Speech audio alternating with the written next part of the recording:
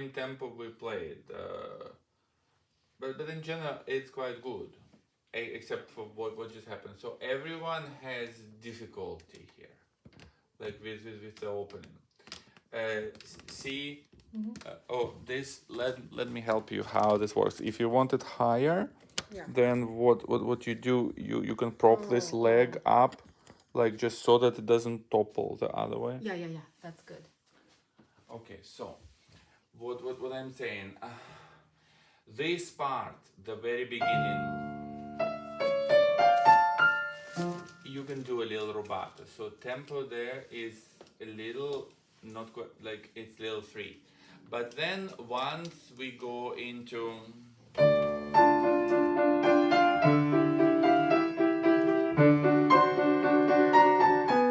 orchestra goes tam tam tam tam tam tam, and from there on we are committed to the tempo, and after 1, 2, 3, 4, this is not free anymore.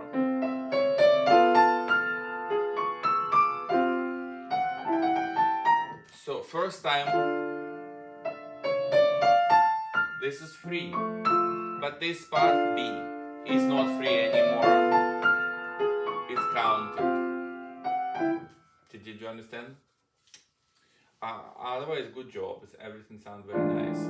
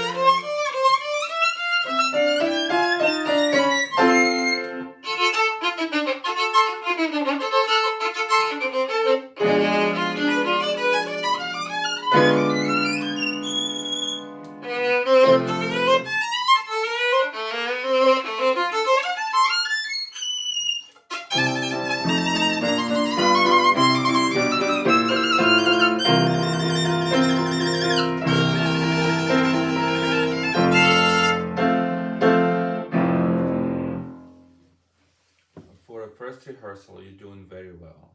Like you, like this is probably one of the best first rehearsals with this concerto that I remember, because a lot of people came to play this the first time and it was a mess. So you got through the whole concerto very well. So it's very very good. Um, what do you think you paying most of the attention to when you playing? Um, the parts with like double stops and Okay, like okay, but if we're not talking about particular sections, if you're talking about whole concerto, like while you play, what does it seem like you're paying attention to? maybe like keeping with the beat. So, something like that, right? I was wondering maybe. So on one hand, you're actually not getting too stuck. There were plenty of violinists who, like when they came, played so much slower and couldn't keep up. So you kind of keeping up, but at the same time, it sounds like you're not always listening to piano 100%, and it sounds like you're playing slower. So I'm just saying that slow practice definitely exists, but then you have to speed up because it's kind of like walking and running. So like when you play slow, you like you can do either walking or slow motion running. So like imagine like you see in the horse running very fast and then you slow it down in the video. So it's running slowly, but it's not walking, it's running. So sometimes when you play slow, don't forget that there is a real like real speed for that for this. So you need to be a soloist, so sometimes you need to go forward a little bit, and otherwise it sounds like your bow is constantly late, like it sounds like you used to, like, so you need to recalculate. So yeah, okay, so we're gonna do it again, right? So good job.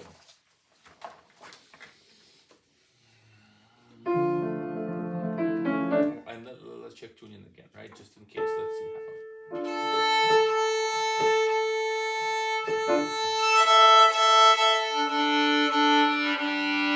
it's pretty stable, very good.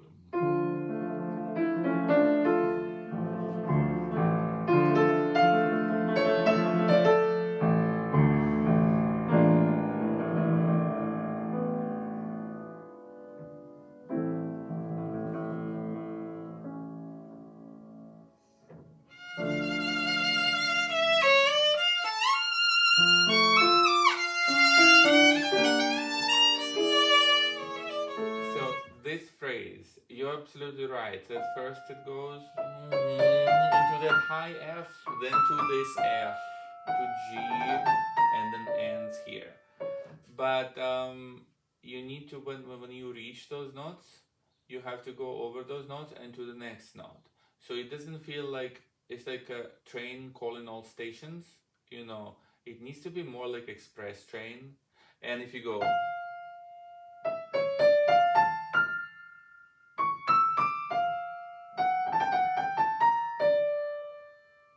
and it keeps stopping. So how it works is that little bit as you go through the phrase, little bit more crescendo forward and forward, so that this is express strain. Now next station is all the way there. Okay, otherwise good. Just gonna skip here.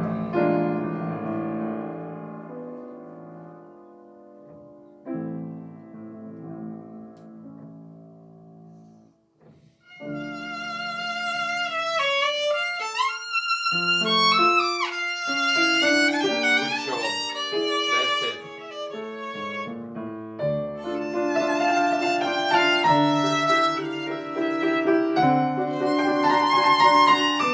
Okay, see what happened?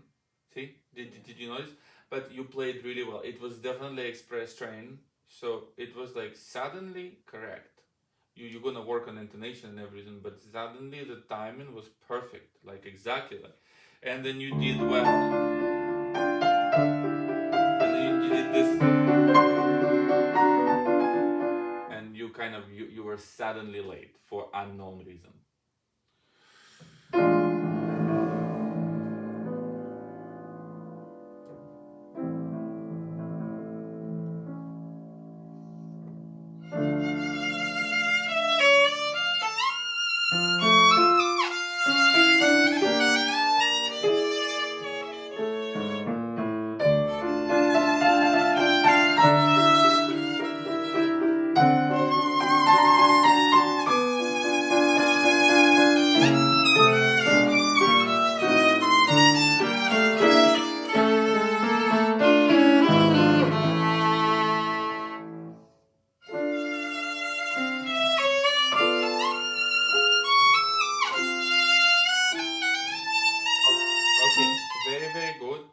the same thing. You like.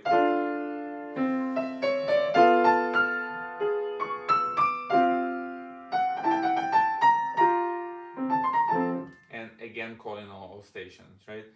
So every violinist is going through this. So keep crescendoing. Like next station is all the way there, not just here. Okay, so good. Let's just go from B. But the tempo is correct. It's just those longer notes, you relax on them. You kind of like overholding them. You're not crescendoing enough. So it doesn't feel like this is express train, it's departing. It feels like, oh yeah, we're gonna stay on the station for 25 minutes. Like, no. Okay, B.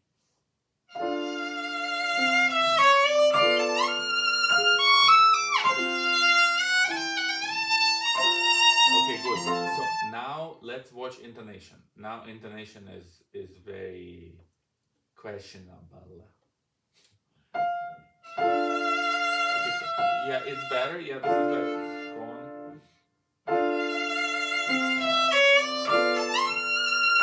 Okay, so that F, high F with piano was at first a little flat. Let's do it again.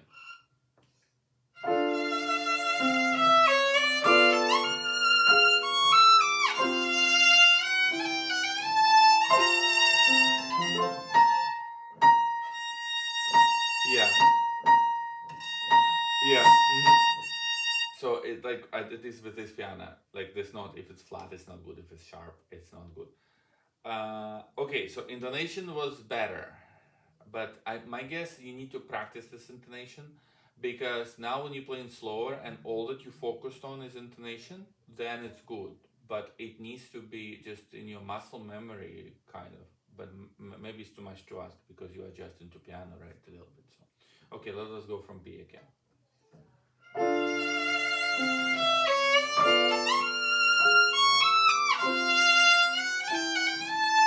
Okay, so this was a little bit off, and F in the third measure of the phrase what was not right, but the first F was good. Okay, and another thing is da, da, da, da.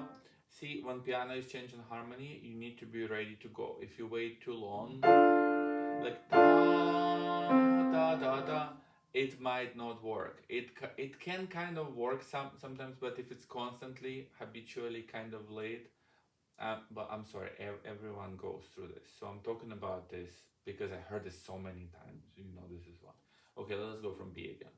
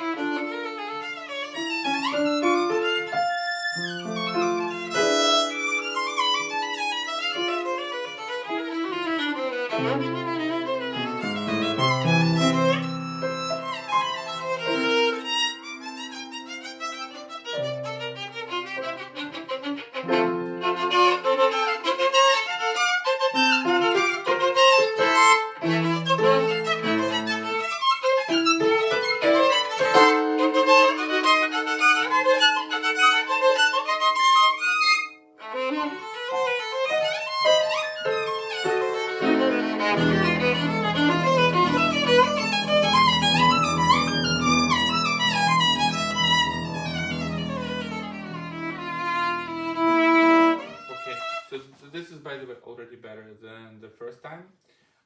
In section D, this. First of all, at the beginning, it sounded a little bit like beat by beat, a little bit detached, like.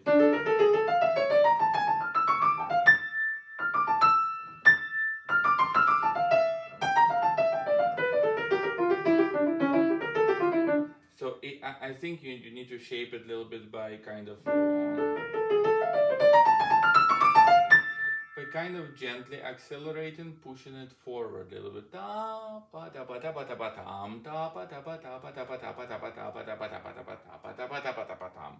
Kind of like that. So it's, and second thing, high notes, at least with this piano, when you go, sound it a little bit on the flat side, tiny little bit. Every, and what, yeah, those high notes, they were a little bit flat. Otherwise, good. We don't even have to do it again.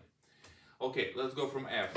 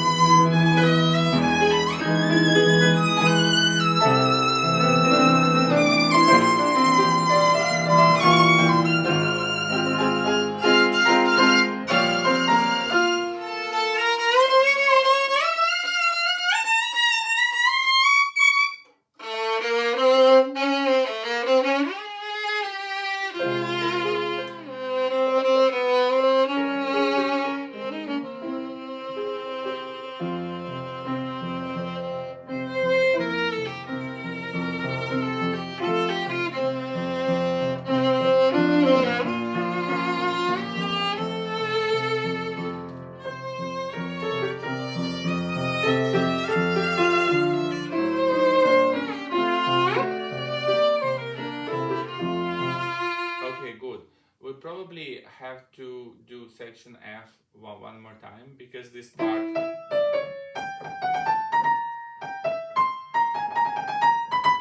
It's actually, it's kind of one of the more intense parts here.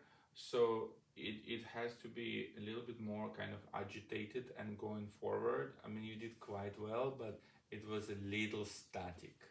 So it has to be more inspired. And talking about this part, see how it says simplice, like there is a term.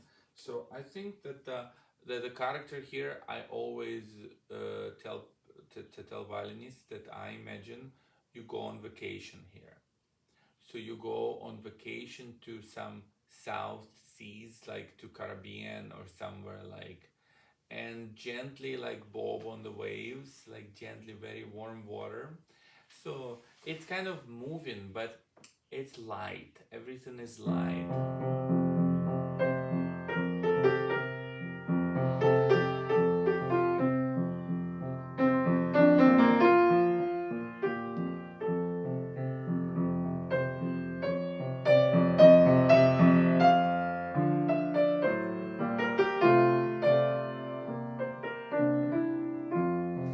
So no express train here. Something is moving, but it's just ripples on the ocean. The waves are very, very small. And like you mostly like to just kind of relaxing, almost like napping on a beach. And once in a while, it's like the wind blows a little bit. Or you like, you wake up, you eat a little bit and kind of, so it's like really lazy. So you were a little too heavy here. You were like.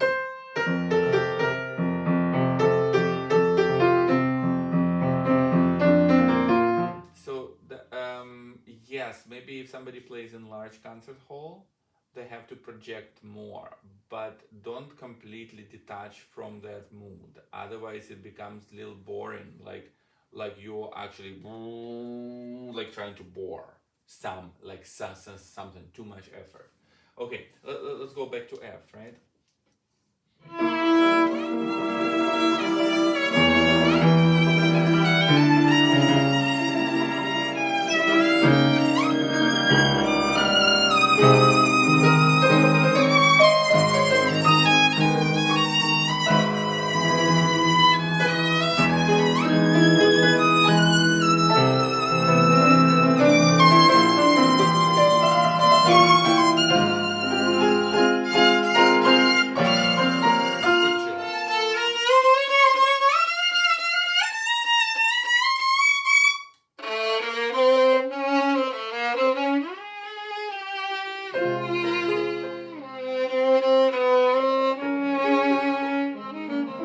Good job. Good job. That was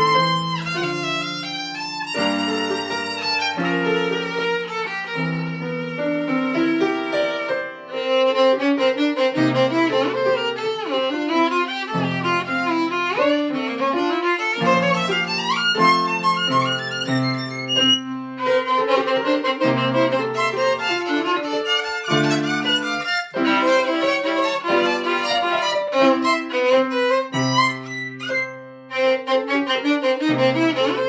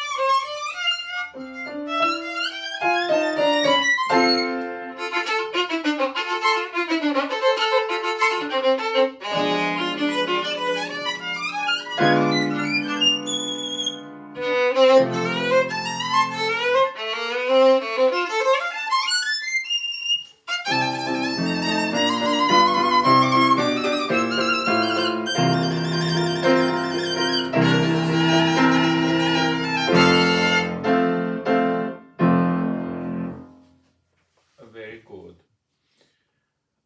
Towards the end, there's and some of the double stops. I'm just kind of thinking that as you get older and the pieces are getting harder, it's not unusual for some sections to be considerably harder than others. And at the end, you will kind of learn to kind of incorporate the difficulty into whole picture of the piece. So like, because everything is connected. So if we have a long piece like 10 minutes, and 3 minutes are really difficult and 7 minutes are easy, like easier, but you kind of have to practice everything more because it's connected. If 3 minutes really tire you out, then the other 7 minutes also, although it's easier, but they will also be problematic. Or the same way, 7 minutes like could be easy out of 10, but you're going to get more tired, and those 3 minutes you're going to really struggle. So you can practice on your own, like even without tunda, just drill that kind of. So yeah, because teachers they cannot always help with that, you know. But anyway, you're doing exceptionally well today. Like for first rehearsal, like like you really like, and this is considered the hard piece because it's very transparent, it's very beautiful, and so many things you can do wrong. But you have so much going, so it's you really improve it. It's not ready yet, but it's in a very very good shape. It's like the best first rehearsal of Wieniawski.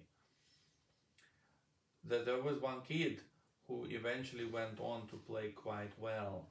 Like he double majors at Vanderbilt University, and he goes to like major violin competitions now, and he plays really hard things. But when he was young, I remember he came to me with Wieniawski concerto. That was like around maybe 2012, like 13 years ago, and he played it somehow so bad that I told him like I don't know what's going on here. And after that, they even changed the teacher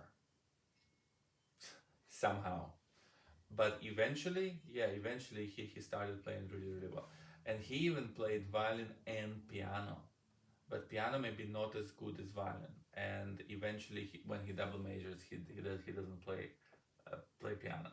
So you can be proud of yourself. So how old are you now? 13. 13. Okay, very good. Yeah, good. How much are you practicing these days? So you now just practicing this Wieniawski, right? Yeah. And how much do you practice? Like over the weekdays, maybe 2 hours, but on the weekends, like a lot more. Okay. Yeah, it's about right. Yeah, because how can you practice more than 2 hours? So 2 hours is very very good. So just keep on doing it. Okay, we can play it again, right?